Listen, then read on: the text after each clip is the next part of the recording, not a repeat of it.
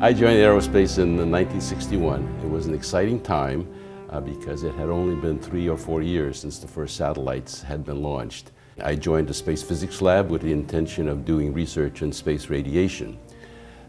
The expectation was that since military space systems were being developed, they would have to endure the space radiation during their operational lives, and therefore a knowledge of that operational environment was important. That planning was rudely interrupted in July of 1962 when the United States exploded a high-yield nuclear device over Johnson Island in the Pacific. That explosion totally changed the radiation environment, and in fact the radiation was so intense that it killed several experimental satellites then in orbit. This naturally raised the concern that such intense radiation would affect military space systems, either operating then or planned for the future. And our Space Physics Laboratory was asked to carry out some quick reaction measurements to better define the characteristics of this radiation. Aerospace was in an excellent position to do that because we had access to secondary payload space aboard the Corona reconnaissance satellites.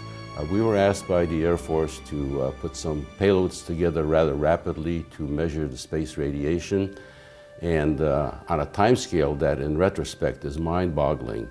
The nuclear test occurred in July of 1962. By middle of July, we were asked to participate with expected launch dates of these measurement devices in September. We did that under what I would call most stressing circumstances.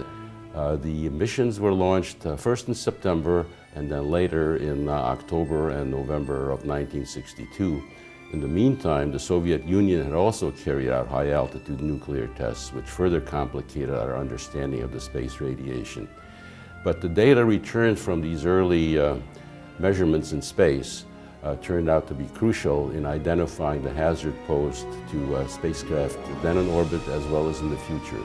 Recalling those times now, I believe that it was a unique experience that we were privileged to have to participate in the first measurements of new phenomenology in space, and leading to both exciting science as well as to contributions to the successful operation of military space systems then as well as in the future.